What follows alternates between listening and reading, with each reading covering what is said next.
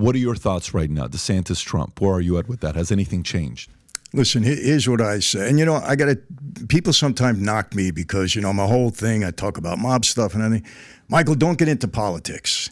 And what I try to tell people, this is not politics. These are issues that are affecting your life. The way politicians are dealing with it, they're creating these issues. But these are issues that are affecting, our lives, our very lives. So I try to tell people it's not politics.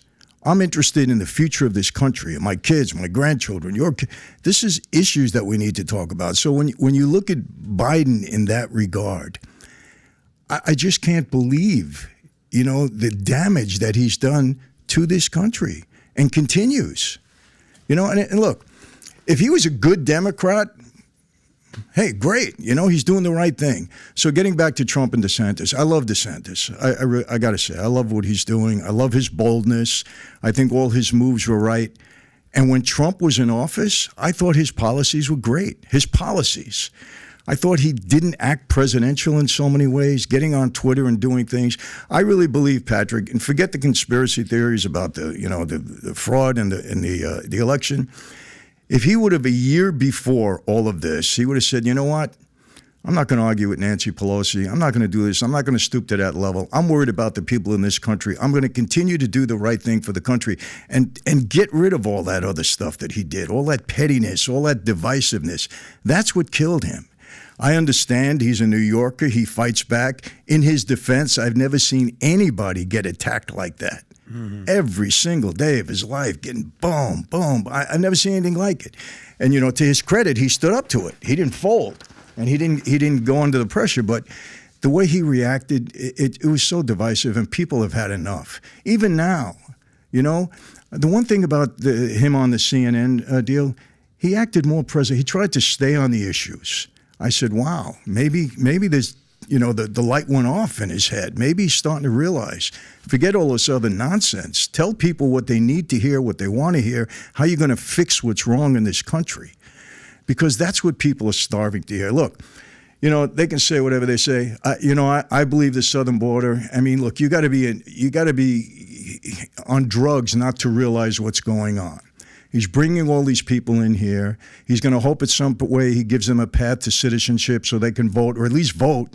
And they want to be in power forever. That's it. That's it. That's the total plan. They're not humanitarians. They don't care about these people coming in. That's got to be the plan. And for people not to see that, I don't get it.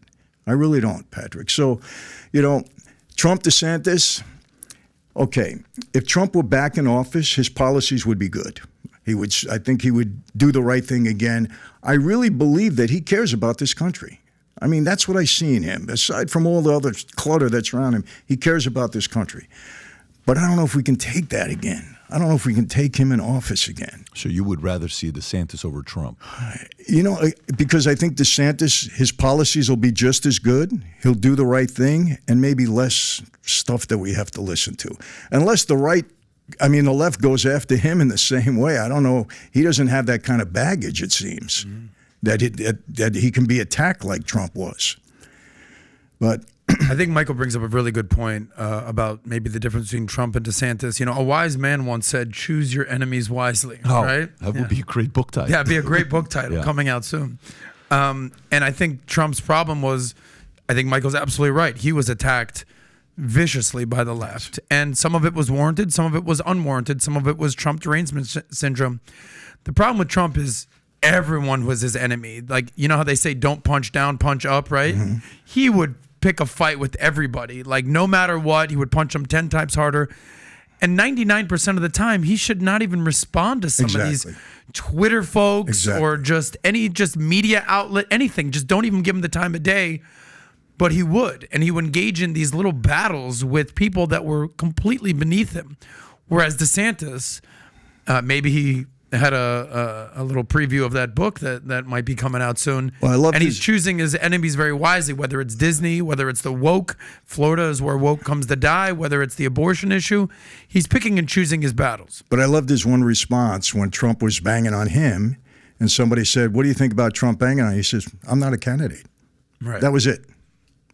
Just perfect. Correct. Response. He's living to the fullest what we're talking about right now. He's like, he knows that it doesn't make sense at this point to start engaging in a battle with Trump yet. At some point, he's going to probably have to step up to the podium to do that when he declares. Hopefully he'll do it intelligently, and he won't get into the real dirt the way Trump does. I mean, that's not good for anybody. It wears you out. It wears you out. Was that your biggest problem with Trump? Not the policies. It was just the personality and then going down that rabbit hole of nonsensical stuff? I cannot believe some of the criticisms that people have about Trump. And I tell him, listen, in a way, President, it is a personality contest. You want to see somebody that's charismatic and has a personality. But it's really about his policies and how he deals with America. And I always tell, it's not personal. I'm not going to have Trump go out with my daughter. I don't invite him over for dinner. But his policies were good for America. So what else are you looking at? What do you care about what he did in his personal life? I mean, now, CNN, some of the criticism of him, well, he's a sexual abuser and he's this, he's that. How could you have him on television? Well, he's running for president. What do you mean? That's when you realize, is CNN really a news organization anymore? Because the people within CNN are knocking them. Meanwhile, they had the highest ratings they had in how long? Why wouldn't you put them on the air? You know who's calling Trump's camp right now? MSNBC. Saying, and then NBC from the top is saying, you guys better not do this. This is not worth it. Don't give him the eyeballs. MSNBC is like, shit, we need some ratings. Bring that guy here. We need some eyeballs as well. And then who's probably going to end up being last is going to be Fox. Fox is going to end up being last on a town hall. He's going to do a town hall with everybody.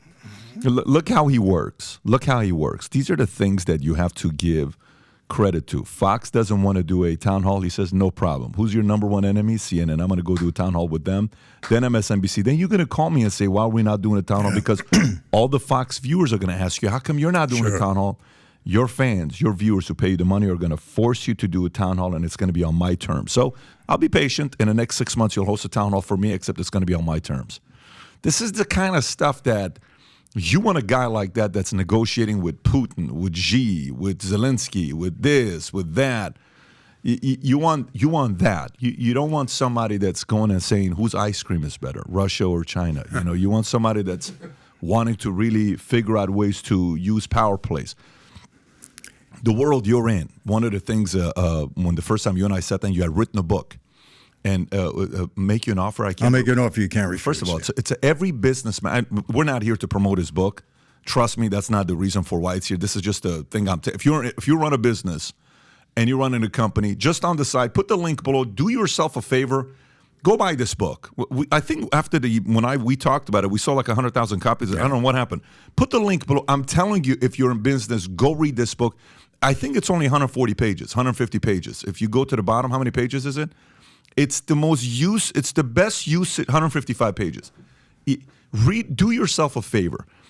In the business world, take all the stuff that you guys did illegally, all the other stuff. Take the murder. Take that out.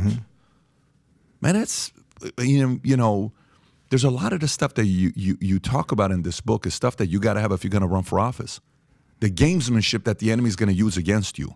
The manipulation the opponent is going to use against you. How do you deal with that? How do you manage that? How do you work with that? How do you still go out there and get a deal? How do you negotiate? How do you not go in a room without any kind of leverage to negotiate and still find a leverage? How do you go in when you have all the leverage in the world and you can destroy the person and figure out a way to make them an ally? There's so many different things there to use. I think that's the part that you can't teach somebody to do, and it seems like he's got a bit of it. So if he does get reelected, man, it's going to be, America's going to lose their minds if he gets reelected. So if you like this clip and you want to watch another one, click right here. And if you want to watch the entire podcast, click right here.